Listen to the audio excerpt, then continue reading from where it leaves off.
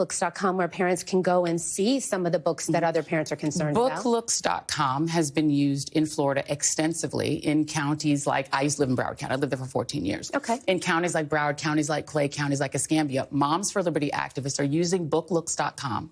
And it's essentially a Cliff Notes for books. Yeah. So you go through without even having to read the book. I'm going to just hold it up so our audience can see what it looks like. This is the one for All Boys Aren't Blue, which is one of the books Moms for Liberty has pushed. Everyone should go and see the content in this book. That's such a good idea. And so what happens is you can do keyword searches and find certain keywords. Like rape? You can find sure. Or anal rape or dildo. You can find all sorts of keywords. Those types of words. But like, wait, hold on, wait. Let me finish my question. Okay, then you can answer. I'm going to give you time to answer, but I got to ask you first. No, yeah, I got the question. And so what you find is the keywords that you find, the N-word, anything, words like you just used, then you'll get out of context passages from the book.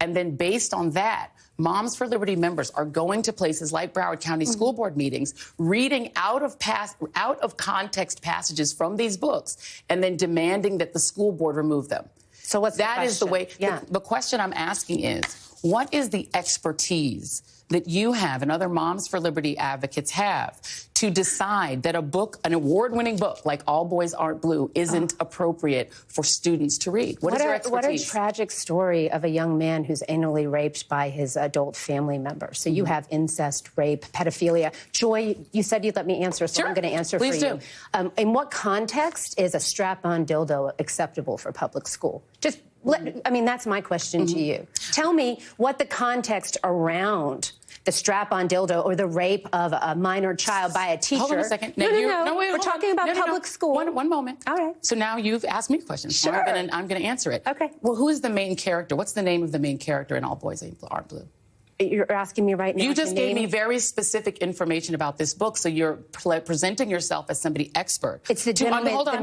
Who's the main character in the book? The main character is the author. What's his name? George, I believe, is his first name. Because you're giving me very specific information that is. You're asking me to remember the name of an author. You just remembered very specific things. Joy. Here's my question. We're talking about Here's my question. You didn't answer my question. No. I'm going to answer your question. Great. I would love to hear that. Absolutely. Well, I'm interviewing you, and you're not interviewing me. So let's just make sure it's a conversation. Okay. Great. So what I'm saying to you is that as you are not an expert in this book, I don't have to be an expert to know that dildos aren't appropriate for public school. I mean, come on, let's get real. This book is a full context story, as you said, of the author's experience. Why is it your right or a Moms for Liberty activist's right to say that a parent who wants their child to have access to this book, which gives a personal experience of this author, why doesn't a liberal parent, for instance, or a parent of an LGBTQ kid, why don't they have a right for their child to just have access to this book? Why is it your right to say they can't? So, again, we're talking about incest, rape, and pedophilia. And each parent,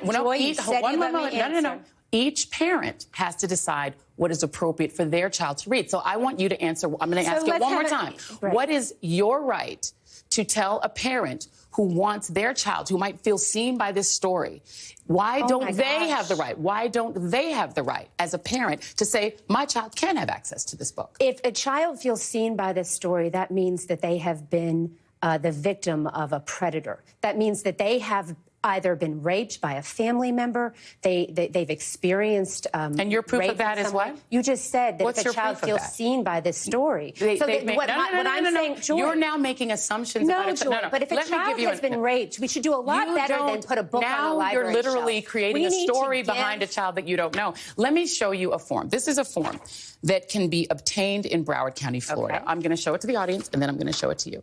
Okay. This is called the opt. Yeah, please. I'm going to hand it to you. Thank you so much. It's called the opt-out form. Okay. An opt-out form would allow any parent, because you said you are in favor of parental rights. I am. It would allow any parent to opt out of their child being able to take books out of the library without their parents' permission.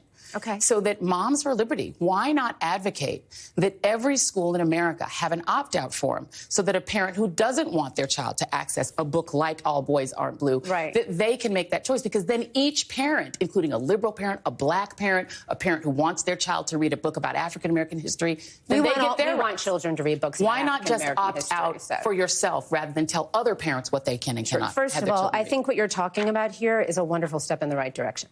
We should be having conversations conversations about this. This is about local control. A lot of these decisions are made at the local school board level.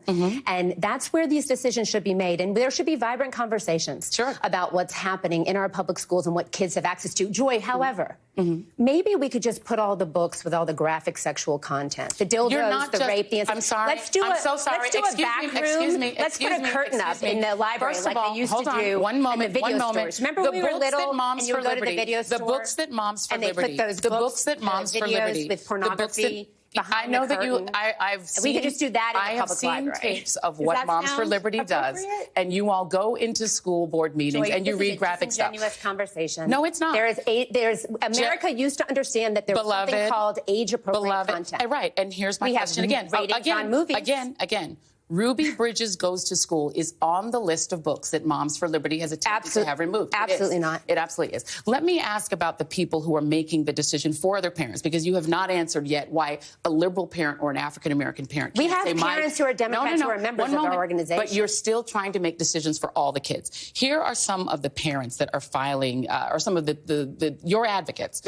Bridget Ziegler, the Moms for Liberty co-founder, the wife of the recently ousted Florida Republican Party chairman, Christian Ziegler, who allegedly was involved in same-sex threesomes. Mrs. Ziegler was removed from the school board at which she was a leader.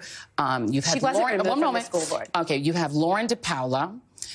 She was making book ban requests in Alachua County, but then records show that she and her husband didn't live there. They'd sold their home in that county. Carrie Blair in Tennessee, who was arrested for property theft charges after allegedly stealing from Target, skip scanning in Target. Why should those three people get to make decisions about what other children should be able to read? Other parents' children should be able to read. Do you know that I served as a school board member from 2016 to 2020? Are you going to answer my question? Yeah, I'm because going we don't to. have an endless time. Joy, I'm going to answer your question, but I need you to understand that when I was an elected representative, I would sit on that dais, and how dare I, sitting there as an elected representative, judge a parent when they would come to the podium to speak and advocate for their child? Because as we started this conversation, we'll end it. Every parent has a fundamental right to direct the upbringing of their children. And I would not stand in judgment, Joy, about a parent's education level, their sexual orientation, their race, their religion. That is not what America is about. I'm going to answer. I'm going to ask my question, Ms. Justice. Mrs. Justice. That's Thank you.